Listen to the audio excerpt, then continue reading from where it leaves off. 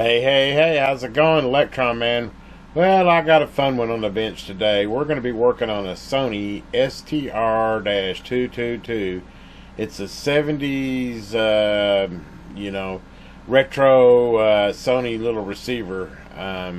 Definitely, I would call it a classic in the 70s, back when, they made receivers that were good.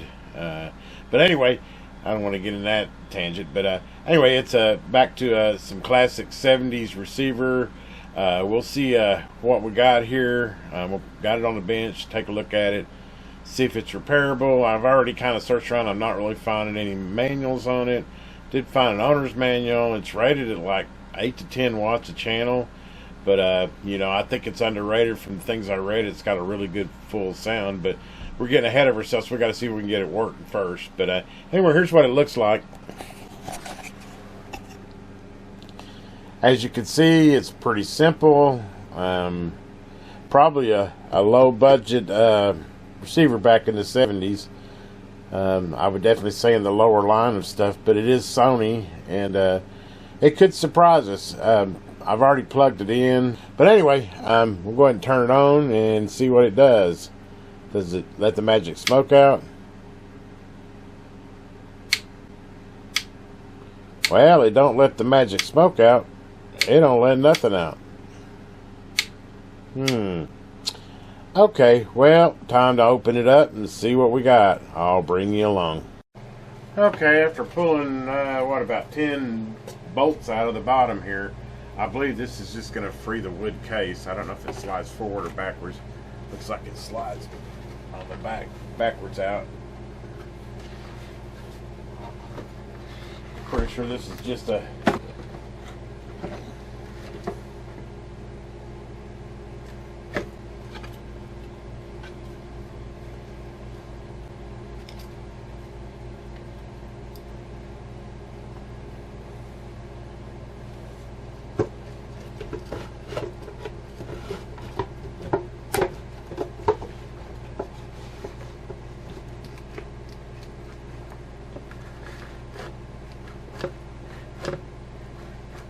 Well, they never make this stuff easy, I'll tell you.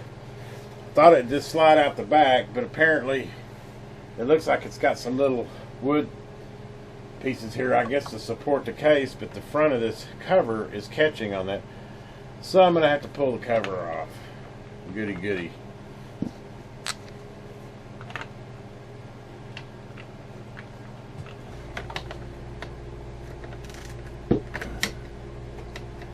You got to be like super tight. Okay, let's see if it'll slide out now. Wow, it's just not going to make it easy at all, is it?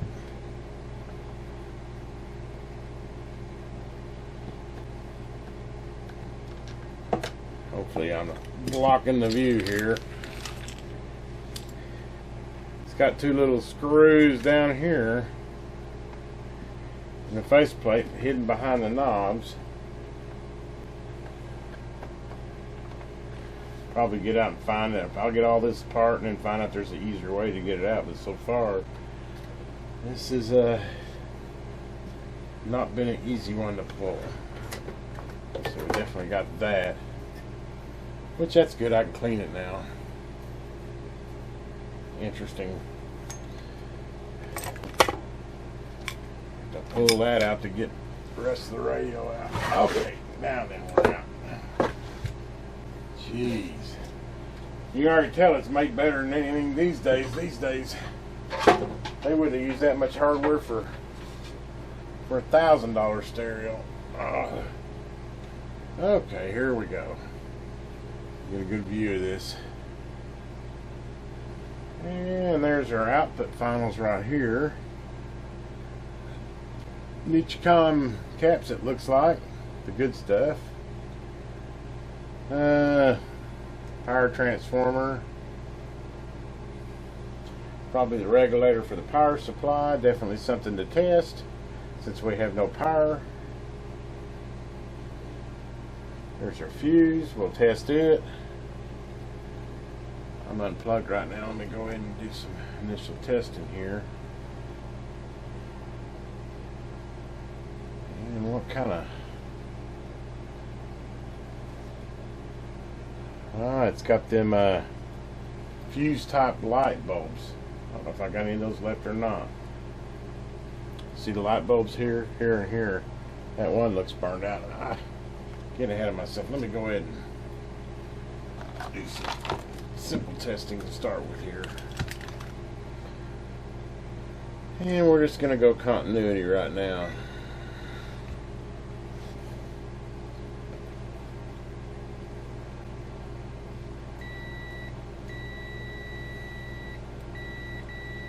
As you can hear that. Let's see. Is the fuse test good? Yeah, fuse test good.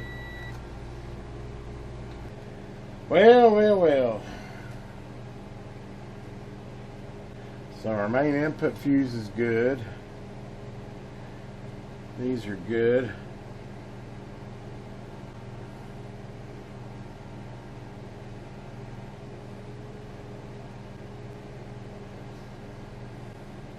Wow, that's a... Look at that selector switch up there. Whew. This does old school. Nothing integrated about these. I mean, there's some output transistors here. Regulator here. This is your FM board here. This is probably your preamp here. And what do we got over here? Wow, this is definitely old school. Good old circuit board. So we got left channel here, right channel here. I don't know if you can see that or not, but those are your left and right channels. We'll go ahead and check the transistors there. Well, I'm getting ahead of myself. Let me do some checking on the regulator here, and let's see what we got as far as voltage going into it. Back in. Powered on. Voltage. DC.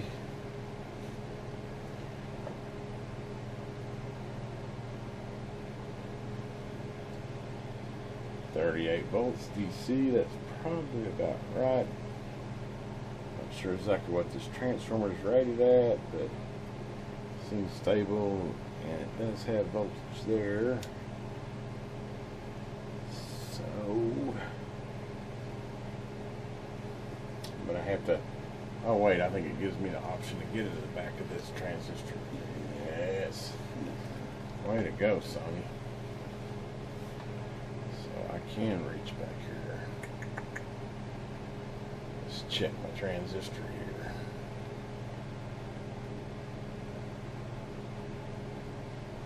$13 volts, that's what I should see.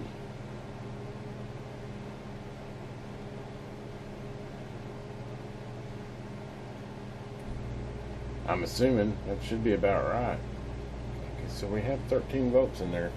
Okay, so we've we know we got AC coming in. We know the transformer's working, and we know we have 13 volts to the board. So why have I not got nothing on this right now? Yeah, let me see if I can find some schematics and see if I can figure out where to go next. I've checked the basics. Time to get a little deeper into this. Okay guys, I'm not sure where I left this video off at. I got down in a wormhole. If you can't tell, yeah, just let me show you. Yeah, I think she's a little bit further apart than me just getting it out of the case and doing my initial voltage inspections on it. Anyway, kind of give you an update where I'm at this current time, and I do the best I can on these videos, guys. I don't have the equipment set up, and I'm a one-man show, so I get in a wormhole here, and honestly repairing it becomes before making a video, so you kind of get what you get. But hopefully I can kind of bring you along and at least get a little enjoyment out of watching me restore something like this. But anyway, where we're at, let me get back to that, is I think I showed on the first part of this video, I went in there and started checking my voltages, and checked my regulator, power supply, and which is this section right here. And voltage was good. 30 out to the finals was what specs are. I did find a manual on it, or a service manual, and it had the 12-volt rail. And man, I started going down a wormhole. I didn't have any output in the speakers. It just, like, it was a dead radio. But what I should have thought, and I always preach this, and I don't always follow what I preach, is keep it simple. Well, something should have clicked in my brain whenever I was checking my initial voltages and realized that it had voltage there. So obviously the switch was doing what it should be doing, and it's providing voltage down here, and it was even getting voltage at the finals. So the thing that took me down the rabbit hole was, as you saw when I turned it on, nothing lit up. So I assumed that it was just dead. And I got in that mindset of that it's completely dead. Well, I should have, when I flipped the switch, realized that it's not dead, or I wouldn't have my 12-volt rails. And anyway, long story short is I wasted a bunch of time chasing voltages and stuff before it clicked in my head that maybe this silly thing's on. It just doesn't have any lights. And I don't think I've ever had one come in that literally not a single light works on this rig. Nothing. The dial light doesn't work. The stereo light doesn't work. Obviously, the display lights don't work. Not a single light, which I don't know if I've ever seen one. I mean, it is 50 years old, but I don't know if I've ever seen one that every single light doesn't work on it. So, anyway, so now it's been a day or two. I've been ordering light bulbs and kind of working on the radio. I did a little alignment on it, checked the bias on it. You adjust your bias here. This is your MPX decoder. I'm kind of looking backwards at this right now. This is your FM modulator here, and this is your regulated power supply here. And this is your amp and preamp right here, and your bias adjustments are right here and here. And I got those set since I had the service manual. Which, well, let me back up. Okay, so anyway, I got all that, figured out. Okay, well, it actually is getting power, but why isn't it getting any sound out? So then I started tracing back. That's why we ended up as far apart as we are now. It's kind of find out over here on the speaker selector. I had a couple bad solder joints, as well as it needed a serious cleaning. And between the two of them, that's why I had no output going to the speaker. So I got that solved. So I went ahead and started checking everything else. It's been checking pretty good, other than obviously not a single light bulb works in it. But I went ahead and checked the bias, and it was good. I didn't even have to adjust it. Everything's good there. Then we went into the radio section, which is this section right here, and the AM seemed to be okay, but the FM was like really distorted and weak.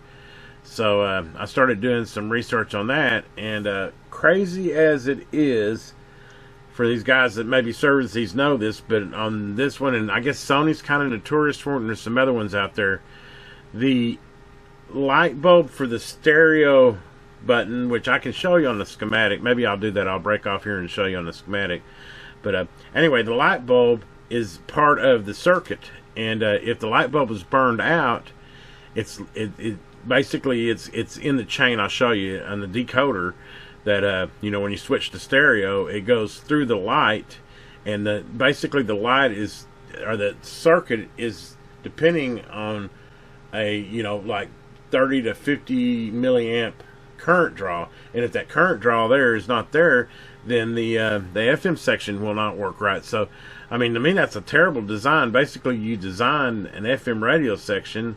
All the newer ones are not that way. It's independent, but on this particular one, the light bulb being out on the stereo light, the little bitty light on the front that lights to say stereo, with it being out and not doing that current draw, it makes the demodulation circuit imbalanced, or it's part of the MPX decoder actually is where it gets the imbalance. But those transistors are looking for a certain amount of current draw, and if it's not there, it doesn't work right. And so, basically, once I went to mono, it sounded fine. Then I go back to stereo, it was all distorted and sound wrong. So anyway, I thought, well, let me go ahead and check it. So currently, for right now, that's basically, I cut the it's a 2-lead incandescent bulb for the stereo decoder. I cut it off because it was an open circuit. It was a bad bulb, and I used my resistor selector, and I just started going through the selection on the resistors to find about the right current draw. Which actually I did a voltmeter on it too, and it's about 12 volts. So it should be around really about 1,000 ohms to get you, if you do the math, to get you in that 30 to 50 milliamp current draw that's expected from that light. Well, anyway, long story short, once I did that, then the FM came back, and I went ahead and did a little bit of alignment on the FM. These are not how-to videos; they're just kind of letting you go over the process of repairing one of them. Like I said, I don't have the equipment, and really don't have the camera to be able to do close-ups of me setting the BIOS in here. And I can kind of just show you a high level of me, you know, checking the voltages and etc. And I'm probably yakking too much on this one, but anyway, I just thought it was an interesting thing that that this actually depends on some current draw on the FM stereo side of the receiver, because right here is you have an MPX decoder, which is basically the decoding circuit for stereo. So anyway, I'm talked way too long on this, just kind of giving you an update on it. I'm going to get back to work on it. I'm still waiting on I need to get a 12 volt incandescent to actually get the stereo light back in there. Then I'll finish my alignment on that, start cleaning the glass. It's got the fuse type illuminated. They look like fuses, but they're actually lights. I could go back stock, but they're very expensive, and I found for the same money I can convert it over to LED, which will last a lot longer. So I've got a couple of LED replacements for the two sides, because it kind of lights the glass is how this particular one works. And we'll get all the incandescents in it, and I'll come back when I've got all the lights working on it. Right now, you turn it on, you don't even know it's on. And I mean, in my defense, if you think about it, I turned it on, no lights came on, and I had no output. So I just assumed that the unit was dead. But then, like I said, if I'd really thought about it, and all you guys, you know, I always preach, start simple. I should have, if I went back over here to the finals and hooked them up to the oscilloscope, I would have saw that when I turned the volume up that I actually had output, or even a voltmeter. But I didn't think about that. I didn't think about this circuit here, because like I said, thought that the unit was completely dead because nothing lit up on it. But anyway, that's the update I'm at right now. I will continue to do a restoration on this, and we'll see what the final product is. I'll bring you back once I kind of get some of the light bulbs and explain what I found for light bulbs. The meter light was actually, I don't know if I've got it laying here handy or not. I got so much junk. The bench got all I cleaned it up before I started, and I already made a total mess in it. Here it is. This was the bulb that lit the meter. Well, that's basically just you need an 8 volt, but I couldn't find an 8 volt, but I found a 6.3. It'll probably burn a little brighter, might not last as long, but I think I found a bulb that'll replace the lamp indicator or the light. But the only problem with that is that, as you can see, this one's coated with some green material that I don't have, so we're probably not going to have a green light in there anymore. It's going to be a soft white incandescent light, but hey, at least it'll have a light, right? Anyway, guys, we'll continue on this path. I don't know if I'm going to break it off on part 1 here and then come back on part 2. I probably will, because I think I've already probably got about 10 minutes of real time on me just taking it apart and the troubleshooting I did. And this is where we're at so far. I mean, you can get a good look at the unit, and as you can see, I've had the oscilloscope hooked up to it to check my outputs, and I'm in the middle of it, as you can tell. Anyway, guys, if this comes out as part 1, then you'll know it's a 2-part series, and we'll come back and we'll see what it looks like and sounds like after I've got it repaired and running. I've actually got it running now. Now it's just a matter of getting all the parts in that I need and getting everything back up and running. So anyway, if you enjoyed this video, give me a thumbs up, and as always, just go ahead and subscribe in that corner or down below. Hit subscribe, really helps me out, and comments are great too. That helps on the algorithm. This is Electron Man. Have a great day. 73s.